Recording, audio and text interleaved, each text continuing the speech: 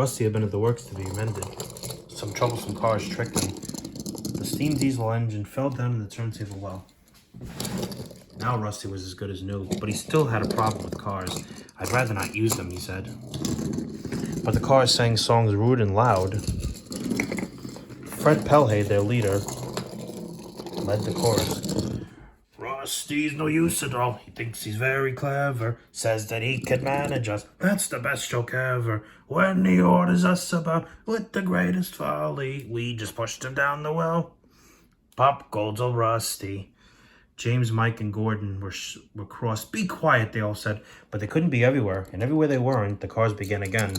Rusty's no use at all. Thinks he's very clever. Says that he can manage us. That's the best joke ever. Eventually, the engines gave up. We're sorry, Rusty, they said. It's really my fault, said Rusty. I shouldn't have fallen in the turntable well. Toad, the brake van, felt sorry for Rusty, too.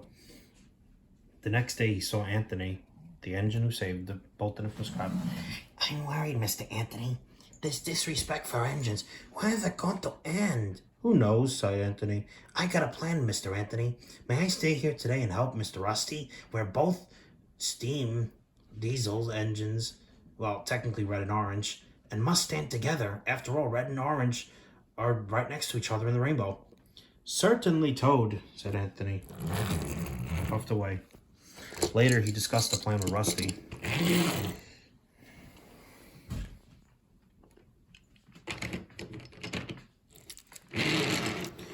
Later, Mike discussed the plan. Sorry, Anthony was busy. Goodness gracious, Toad, I don't think you should suggest such a thing to Rusty. But Rusty interrupted. No, Mike, Toad's right. It's really my fault. I must put this trouble right. I meant no disrespect, you understand. Of course not, Toad. Anyway, Driver said the same thing. He's arranging with the station master. Very well, Rusty, said Mike. But I must hurry. My passengers are waiting. Good luck. Take care, said Rusty. But he felt dreadfully nervous inside.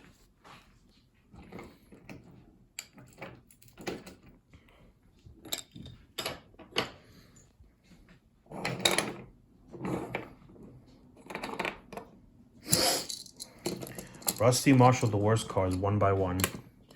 That's the way, Mr. Rusty. And if you leave that Fred till last, then you'll have him behind you, and you can bump him if he starts his nonsense.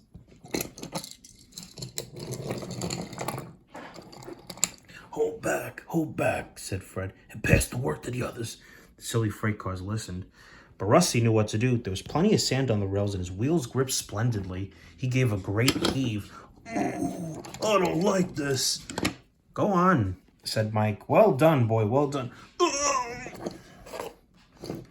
I'm coming apart. I'm coming apart. And he did. Then there was trouble. Well, Rusty, so you don't know your own strength, is that it? No, ma'am, said Rusty nervously. Merritt inspected Fred. As I thought. Rotten wood, rusty frames. Nope, sorry, no offense. No pun intended. Maybe if we'll put you back together, you'll learn yourself a better name.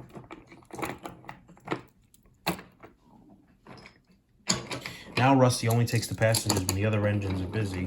Freight cars. And they're always quick to warn each other. Take care with Mr. Rusty. If you play tricks on him, you'll never be the same car again. Fred has learned his lesson and says nothing at all.